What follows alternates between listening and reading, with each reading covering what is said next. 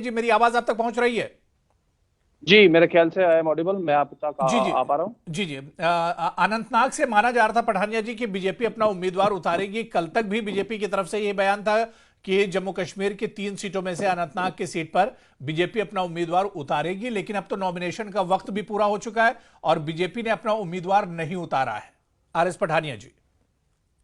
जी, सबसे पहले तो आपको बता दूं कि भारतीय जनता पार्टी जम्मू कश्मीर के लिए बिल्कुल गंभीर भी है, जी। जम्मू कश्मीर के लिए चिंतित भी है, और जम्मू कश्मीर के हर विषय पे भारतीय जनता पार्टी का जो इन्वॉल्वमेंट है वो बिल्कुल तर्कसंगत है, इंक्लूसिव है और कंप्लीट है। हम्म। जहां तक अनंतनाग की अगर बात करें, थोड़ा सा सिग्नल अवरुद्ध कर रहा है, हवा तेज हवा में ओपन में खड़ा हूँ, थोड़ा आई एम सॉरी। जी। तो थोड़ा सा आपको बता दूं कि जल्द ही इस विषय को लेके सबसे इंपॉर्टेंट बात यह है कि आज के इस पहले चरण में, और विशेषकर जम्मू की भी एक सीट, उधमपुर सीट पे आज मतदान था, और उस मतदान में एक हिस्टोरिक टर्नआउट देखने को मिला है, जो अपने आप में डेमोक्रेसी की प्रजातंत्र की जीत है। अनंतनाग में भी जल्द ही चुनाव होंगे और लोग अपना, जिसे कहते हैं right to vote, right to franchise जिसे कहते हैं, एक्सरसाइज करेंगे। नहीं, और इस बीजेपी को अनंतनाग सीट पे क्या उम्मीदवार नहीं मिला या क्या वजह है?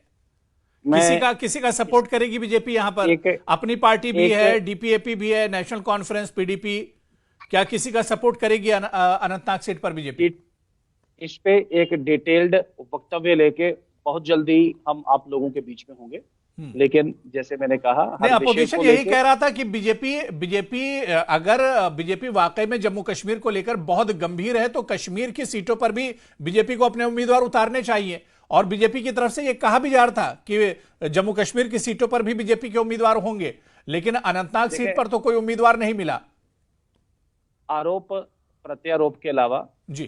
खोखले जिसे कहते हैं बातों के अलावा विपक्ष के पास है कुछ नहीं। विपक्ष की ये आदत, रीति और नीति बन गई है कि स्मोक स्क्रीन क्रिएट करना और विषय ना होते हुए भी विषय बनाने की कोशिश करना।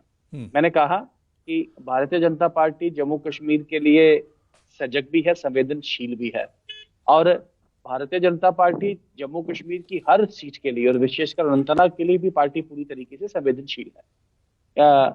प्रत्यक्ष रूप से, अप्रत्यक्ष रूप से, अलायंस के रूप में या एडजस्टमेंट के रूप में या किसी भी तरीके, मैंने कहा हम एक डिटेल्ड वक्तव्य के साथ बहुत जल्दी आप सब में हाजिर होंगे और दूध का दूध और पानी का पानी करेंगे।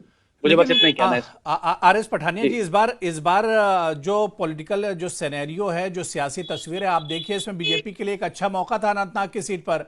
अब नेशनल देखिए, कॉन्फ्रेंस और पीडीपी जो इंडिया अलायंस का हिस्सा थे, दोनों ही अब इसमें लड़ रहे हैं, यानी पीडीपी और एनसी में भी वोट बटेगा। इसके अलावा दो नई पार्टियां यानी अपनी पार्टी और डीपीएपी, जो रिवायती जो वहां की जो पॉलिटिकल पार्टियां, उनका वोट काटेंगी। तो बीजेपी के लिए तो यहां पर बहुत अच्छा मौका था, फिर बीजेपी पीछे क्यों हट गई? अबू जी, मैं एक सेंटेंस में, अगर एक शब्द में कुछ कहना हो, जैसा कि गृह मंत्री जी ने कहा, कश्मीर में फूल खिलेगा, कश्मीर में कमल का कमल फूल खिलेगा। खिलेगा, जी। कश्मीर में कमल खिलेगा। बेफिक्र रहे हैं आप। मैंने कहा एक डिटेल वक्तव्य के साथ बहुत जल्दी हम हाजिर होंगे। ठीक है।